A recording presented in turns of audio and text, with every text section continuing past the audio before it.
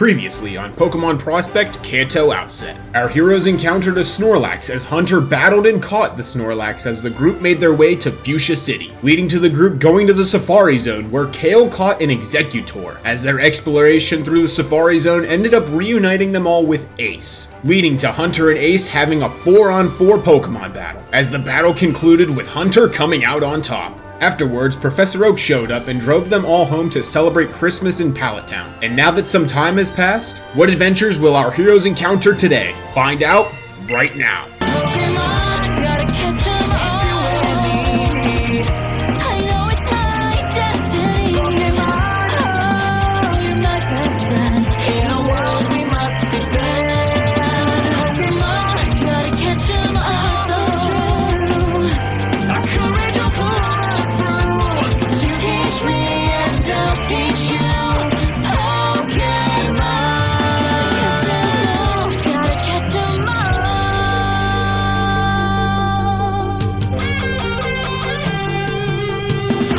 As our heroes were enjoying their time in Pallet Town, a couple days had passed since the Christmas party, with Aram already saying goodbye to her parents as they went back home and wished Aram and her friends luck on their journey, with the group now hanging out at Professor Oak's with all their Pokemon before setting out on their adventure again, as even Ace had taken some time to visit with his Gramps and spend time with his Pokemon. Professor Oak then calls Hunter, Ace, and Aram inside as he goes ahead and replaces their Pokedex with the newly introduced Rotom phones, as these Rotom phones have a Pokedex app implemented into them, and also can be used to get in touch with the Professor and anyone else at any time. The three thank the Professor and ask him how he got them, with the Professor telling them that he took a small trip to Sinnoh where Professor Rowan had brought up how Rotom phones were the next big thing across the world. Ace tells Hunter to not be an idiot and break it, because that's the only one he gets. Hunter doesn't let this slide and fires back, saying the same goes for him.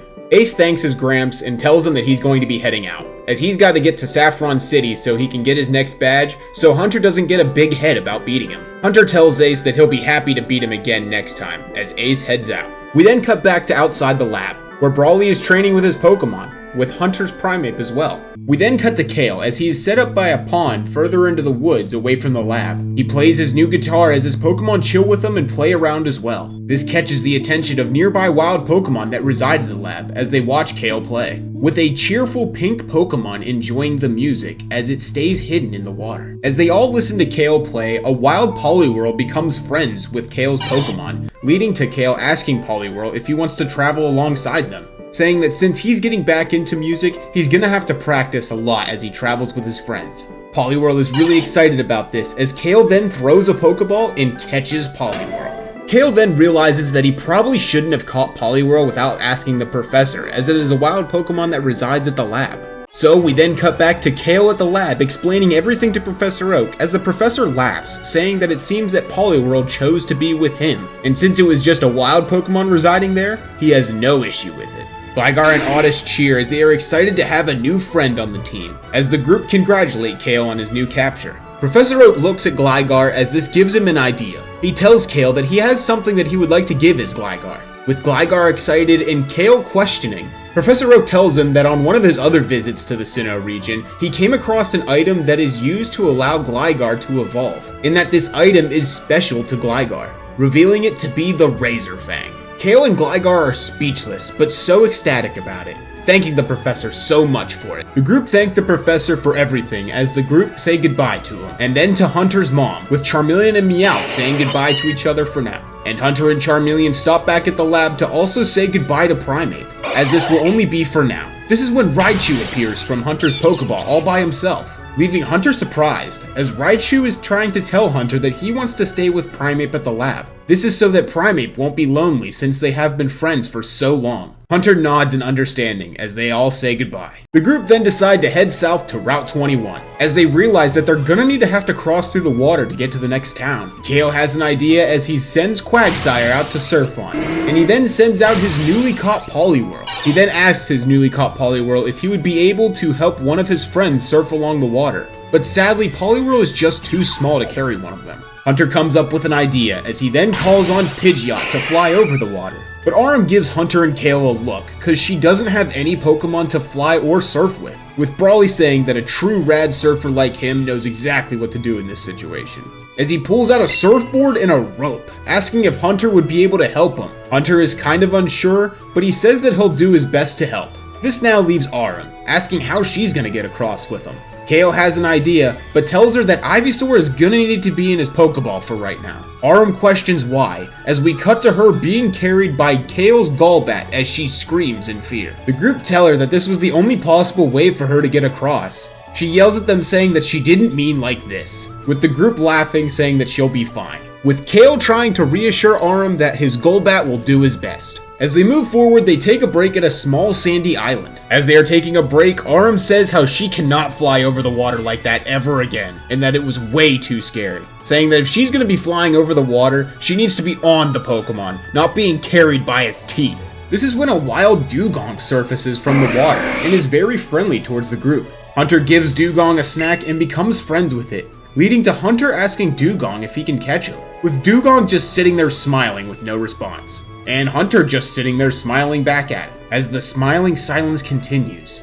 Hunter then throws a Pokeball to break the silence. With 1, 2, and 3 shakes, the ball closes with Hunter capturing Dugong. Hunter sends out his newly caught Pokemon as he tells Dugong he's very funny and that he's glad to have him on the team. Aurum is so relieved, as this means that she doesn't have to worry about Golbat carrying her in fear anymore. So the group then move forward, with Hunter and Charmeleon surfing on Dugong, Aurum flying on Pidgeot, Kale surfing on Quagsire, and Brawly still sticking to his surfboard. Later on, the group then arrive on Cinnabar Island. The group heads to the Pokemon Center to get their Pokemon back to 100%. And at the Pokemon Center, they run into Hayasaka, Fujiwara, and Ishigami. They take some time to catch up as they hang out. Hunter and Hayasaka update each other on how their badge quest has been going, revealing that they both now have 5 badges, after Hayasaka just got her 5th badge. So this prompts the idea for the two of them to have a battle. Hayasaka says that she's excited to see how much stronger Hunter and Charmeleon have gotten.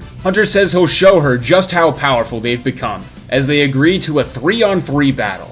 The battle begins with Hunter sending out Bulbasaur and Hayasaka sending out Magneton. Hayasaka calls for the first move, being Spark, so Hunter has Bulbasaur fight back first thing with Double Edge. The two moves send each Pokemon back, with Bulbasaur taking slight recoil damage. Hunter then calls for Razor Leaf as Bulbasaur fires off the attack.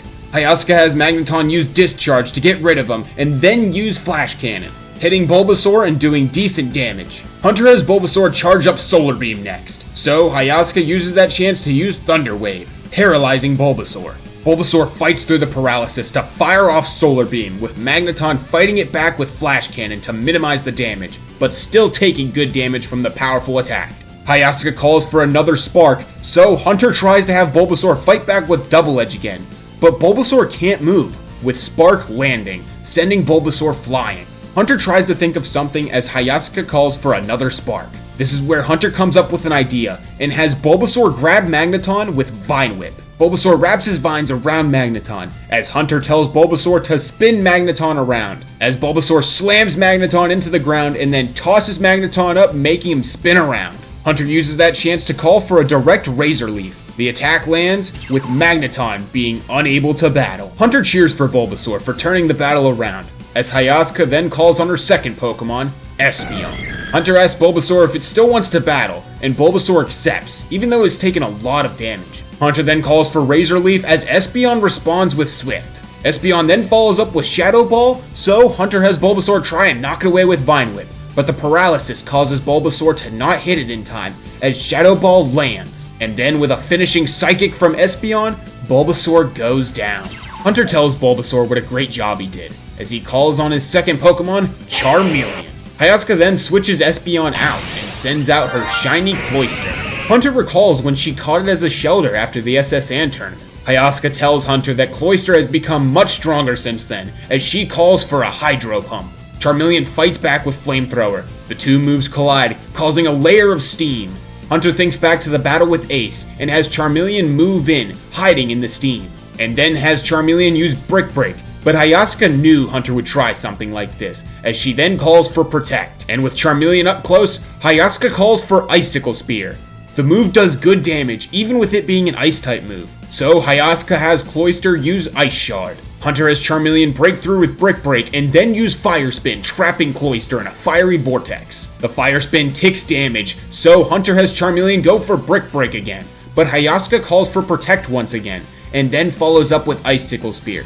But Fire Spin is causing the move to start melting before it makes its way to Charmeleon. Hunter uses this chance to call for Brick Break again, this time with the move connecting, doing good damage, with Fire Spin ticking more damage onto Cloyster. Hayasuka begs Cloyster to hang in there, as she calls for Hydro Pump. Cloyster pushes through, as the move lands, doing big damage to Charmeleon. Hunter then calls back Charmeleon and sends in Dewgong. Hunter tells Dewgong that this will be their first battle together, and to give it all they've got, with Dewgong happily ready to go, as Hunter finds out Dewgong's moves through his new Rotom phone. Hunter then has Dewgong start with Aqua Jet. Cloyster goes for Protect, so Hunter has Dewgong keep up the pressure with Aqua Tail. Hunter is very impressed at how smoothly Dewgong attacks. Cloyster takes some damage from the Aqua Tail, but then fires off Icicle Spear to push it back. But with Dewgong's Thick Fat ability, Dewgong doesn't take much damage from it. Hayasuka calls for Hydro Pump, so Hunter calls for Ice Beam. The moves colliding create a giant icicle, so Hayasuka uses that chance to use Ice Shard to break it,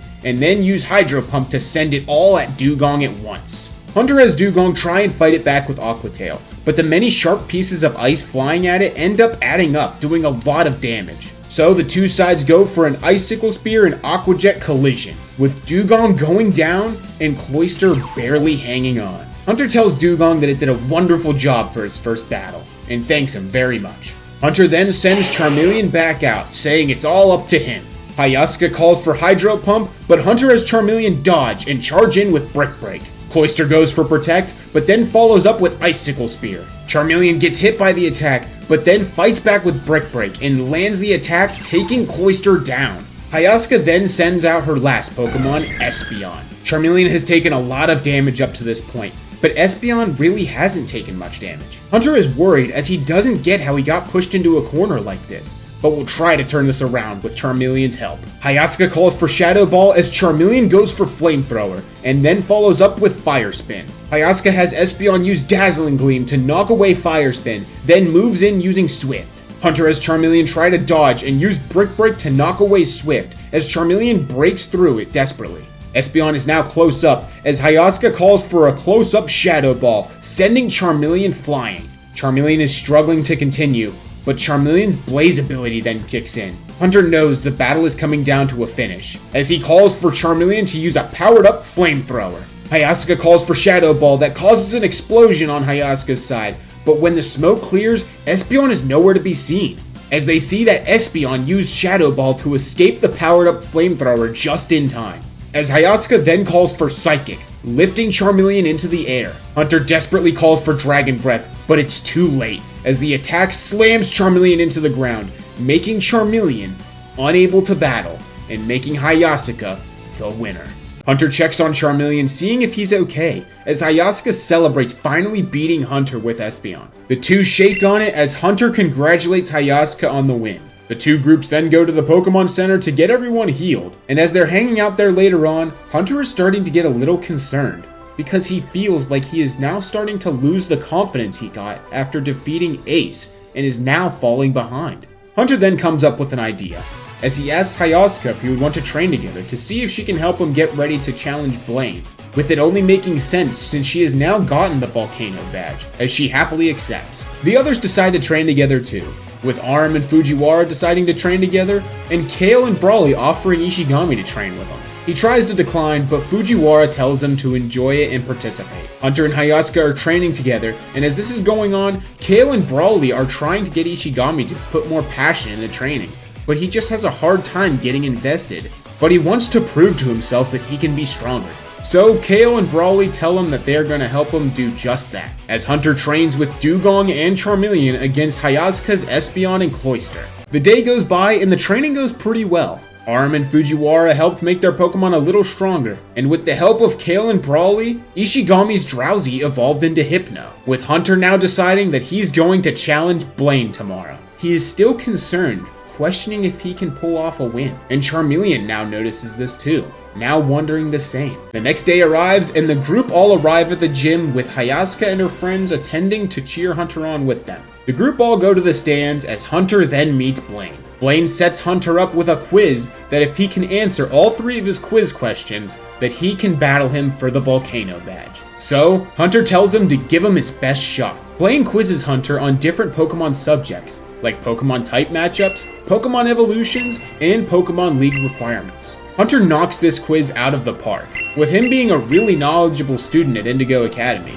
this was too easy for him. So Blaine allows Hunter to challenge him for the gym badge, but warning him that he's gonna need a burn heal as they head to the field. The field is dark around them until Blaine snaps his fingers with flames surrounding the field, with the battle beginning as a 2-on-2. The battle starts with Hunter sending out Dewgong and Blaine sending out Rapidash. Blaine lets Hunter take the first move, so Hunter calls for Aqua Jet. The attack does quick damage, but Blaine has Rapidash respond with Mega Horn. Hunter then calls for Dewgong to use Aqua Tail, but Rapidash dodges using Bounce. As Rapidash comes down for the attack, Hunter has Dewgong use Aqua Jet to dodge, and then follow up with Ice Beam. Blaine has Rapidash then use Overheat, overpowering Ice Beam, but not doing too much damage thanks to Thick Fat, with Rapidash's special attack decreasing. Hunter has Dewgong go for Aqua Jet again, with Rapidash fighting back with Mega Horn. The two go back and forth with the attacks. Then Blaine tells Hunter that he's gonna have to get his burn heal ready as he calls for Flare Blitz. This does decent damage to Dewgong, even with the ability helping him out. Hunter asks Dewgong if he's okay, with Dewgong back in the fight. Hunter then calls for Dewgong to use Ice Beam again, with Dewgong going for the attack, and Rapidash fights back with Overheat again, but this time it is much weaker. Overheat still overpowers Ice Beam, but this time Hunter had Dewgong dodge at the last second as he moves in with Aqua Jet. Blaine then calls for Flare Blitz, but Dewgong moves and hits Rapidash from the side. Hunter then uses that chance to call for Hydro Pump. The move lands a direct hit on Rapidash, taking it down. The group cheers as Hunter thanks Hayasuka for having her Cloyster help teach Dewgong how to use Hydro Pump for this battle. Blaine gives Hunter props for using Aqua Jet so well, and for saving Hydro Pump as a last-minute surprise, as Blaine calls on his last Pokemon, Magmar. Hunter has Dewgong start with Aqua Jet again, but Magmar tanks the hit, as Dewgong then gets hurt. This is due to Magmar's ability being Flame Body, causing Dewgong to be burned. Hunter then calls for Hydro Pump, but Blaine then calls for Fire Blast, causing an explosion of steam. Hunter uses that chance to use Aqua Jet, as Dewgong moves in with the steam clear. Blaine waits until Dewgong is close, as he calls for Magmar to use Thunder Punch, doing big damage, and then following up with Low Kick, doing even more damage. Dewgong tries to hang in there, but as the burn effect hits, Dewgong goes down.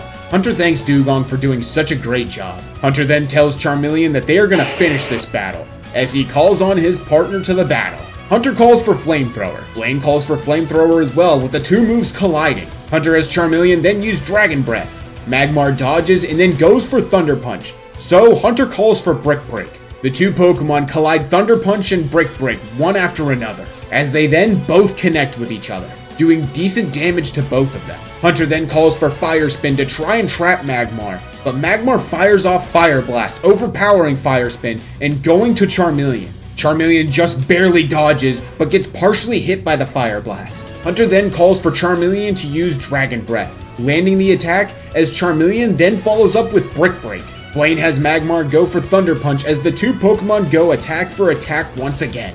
The two are taking decent damage, but Magmar then uses Low Kick to throw off Charmeleon and then follows up with another direct Thunder Punch, doing good damage to Charmeleon. Hunter asks if Charmeleon is okay, as Charmeleon stands strong. Hunter then has Charmeleon use Flamethrower again, as Magmar goes for Flamethrower again as well. This time, Charmeleon's flame starts to grow, as his Flamethrower starts to get bigger. Blaine notices this and has Magmar move out of the way and dodge, going for Low Kick.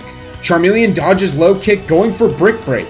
Magmar then uses Fire Blast at a super close range, causing an explosion, sending Charmeleon flying. Charmeleon gets up as his tail flame grows even bigger, as Charmeleon then falls unconscious. Charmeleon is unable to battle. Hunter thanks Blaine for the battle as he rushes Charmeleon to the Pokemon Center. After healing up, the group tells Hunter that they'll get him next time, and that battle was close. Hunter thanks them for watching the battle and for all the help leading up to it, and that he'll try again after some training. Hunter and Charmeleon sit on the beachside later that night, with Hunter wondering why he seems to be losing so much lately. First being Aram's dad, Hayasaka, and now Blaine. With Hunter now wondering if this means he should just give up and go back to Pallet Town. Charmeleon, saddened by all this, tries to apologize to Hunter, as Charmeleon blames himself for being weak. Hunter tells Charmeleon that he shouldn't blame himself, and that it's his fault as the trainer. Charmeleon is still sad, as Charmeleon knows that it was his battles that lost Hunter the matches in the end, whether it have been Mega Chestnut,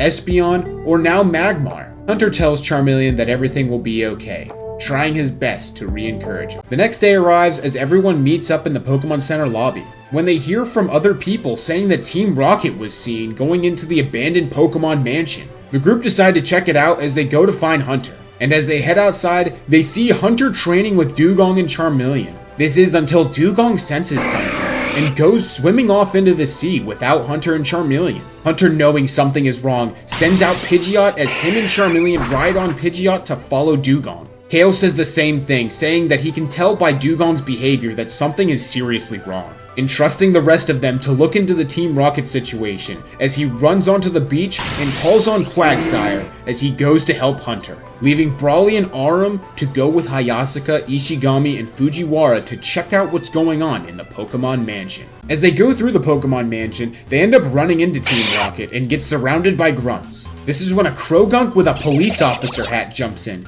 using Brick Break on the grunts' Pokemon, taking them down. This is where the group meets Looker and Officer Jenny. Looker tells them that this place is dangerous and that they need to let the police handle this. But Aram jumps in to tell them that they are Pokemon trainers and that they have had their own encounters with Team Rocket before, and have heard from a man named Mr. Fuji all about what they are up to. Looker is shocked at the fact of hearing about Mr. Fuji, as he knows of a name being associated like that with Team Rocket. Looker thanks them for wanting to help and allows them to do so, but tells them to stay close to him as they continue on through the Pokemon Mansion. And as they continue on, a loud cry is heard from outside, coming from the direction of the Cinnabar Island volcano. Officer Jenny tells them that she knows that cry as she's always lived here on Cinnabar Island, saying that that cry is definitely Moltres. Looker is shocked, saying that Team Rocket must have something to do with this, as he asks Officer Jenny to take over the search at the mansion as he will go check out what is happening with the volcano. Aram and Brawly decide to help Looker at the volcano as Hayasaka and her friends stay to help Officer Jenny with the Pokemon Mansion.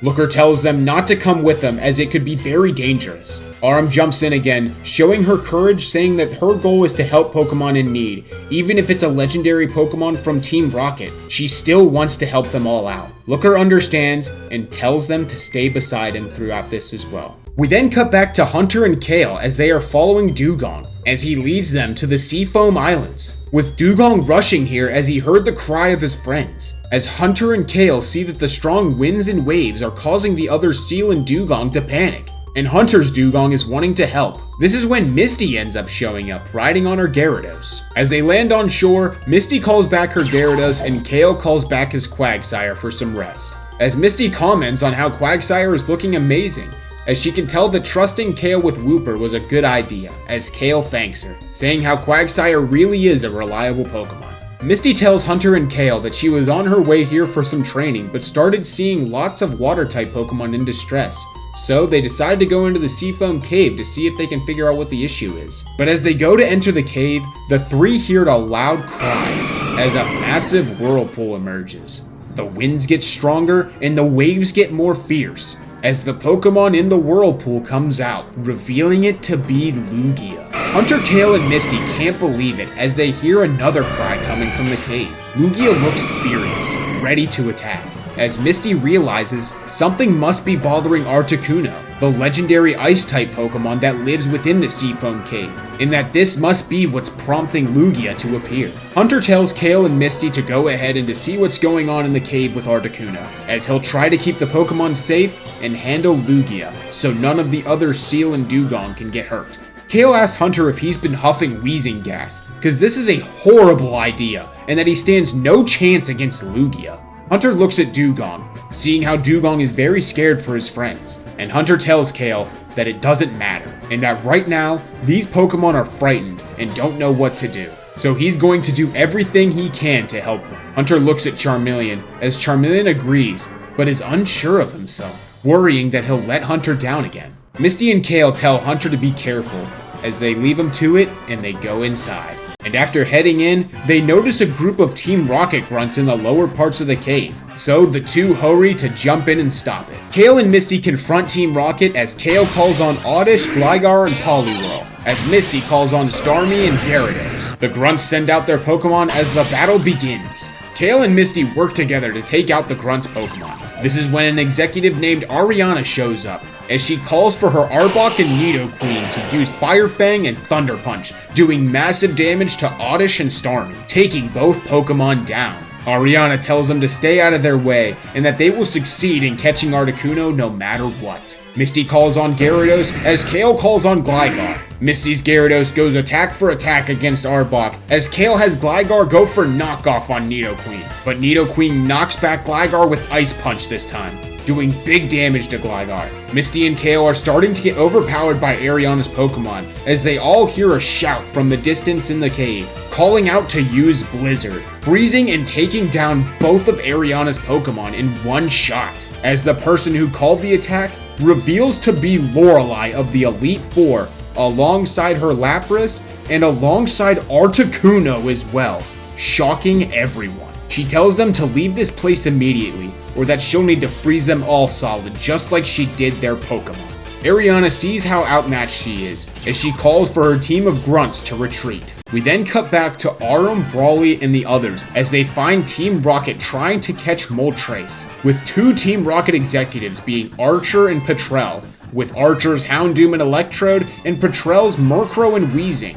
The Team Rocket grunts surround them, as Archer tells them to get rid of them. This is when Officer Krogunk and Looker go straight through the grunts and their Pokemon to face Archer and Petrel, leaving Brawly and Arum to take on all the Team Rocket grunts, as Brawly sends out Machamp and Arum calls on Clefable. Looker tells them to give this up, as they are all under arrest. Petrel tells him that this isn't the place to be giving orders, as they have them outnumbered. Archer tells them that they've stepped too deep into Team Rocket's affairs, and now they're going to have to pay, as the two leaders call on their Pokemon, making it a 4-on-1. Officer Krogunk tries fighting off all four Pokemon, but is way too outnumbered, along with Arum and Brawly starting to get overwhelmed by the outnumbering Pokemon as well. This is until Hayasuka, Fujiwara, and Ishigami arrive to help them face the grunts, with Hayasuka sending out Cloyster, Fujiwara calling on Audino, and Ishigami calling on Hypno. The battle with the grunts turns around, as now the numbers are looking more even. With the group starting to push the grunts back, Arum and Hayasuka leave the grunts to Brawly, Fujiwara, and Ishigami as they go to help Looker and Officer Krogunk.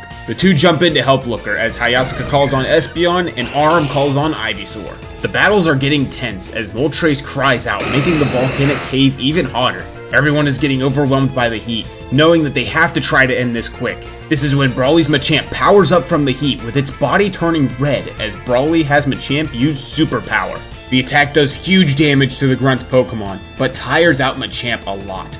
Officer Krogunk, Espeon, and Ivysaur are fighting as hard as they can until Arum notices something about Archer, as she's horrified by him, wondering what it is that is making her so frightful seeing him specifically, leading to her getting distracted as Archer calls for Flamethrower from Houndoom, doing massive damage, taking out Ivysaur. She calls Ivysaur back to its Pokeball, apologizing, as she calls on Vulpix next, as she will try to use the cave's heat to power up Vulpix as she calls for Incinerate. Vulpix tries to put up a fight, but the power of the leader's Pokemon, with the little battle experience Vulpix has, makes it get overwhelmed really quickly. Arum gives Vulpix words of encouragement as she tells her not to give up, as Vulpix powers up and learns Fire Spin, finally being able to put up a little bit more of a fight. The battle continues on. This is until a large Fire Blast attack comes from the distance, knocking out all of the Grunt's Pokemon, and then another big blast doing big damage to Archer and Petrel's Pokemon, with it revealing to be Blaine with his Magmar and Rapidash, as he tells Team Rocket that they're gonna need a burn heal. The group thanks Blaine for helping them, but Blaine tells them that they're gonna need to still deal with calming down Moltres, and to save the thanks for later. Archer and Petrel realize that they are no longer going to be able to succeed under these circumstances, so Archer calls for Electrode to use Explosion, and as the smoke clears from the attack, Team Rocket is long gone, with everyone regrouping and helping out to calm Moltres down from the whole situation. This is when we cut to Ace in Saffron City, celebrating about his newly received Marsh badge and his newly evolved Blastoise. And after healing at the Pokemon Center, Ace notices that Jolteon is feeling a disturbance, wondering what is going on. Ace notices that whatever seems to be bothering Jolteon must be coming from the power plant by Rock Tunnel. So he returns Blastoise and Jolteon to their Pokeballs and calls out Arcanine as he races to the power plant. After arriving, he calls Arcanine back and sends out Jolteon, with the disturbance being much stronger this time, as Ace confirms with himself that the source has to be coming from the power plant. And after going inside, Ace finds Lieutenant Surge with his Electabuzz taking on a group of Team Rocket grunts as they are trying to capture Zapdos. And there is also a woman battling alongside Lieutenant Surge with her partner Pikachu. Ace realizes that Zapdos' distress is what is causing his Jolteon and all the other electric types to feel a strong disturbance. Lieutenant Surge tells the woman and Ace that once Team Rocket is gone, they can have Electabuzz, Pikachu, and Jolteon help communicate with Zapdos to try to calm it down.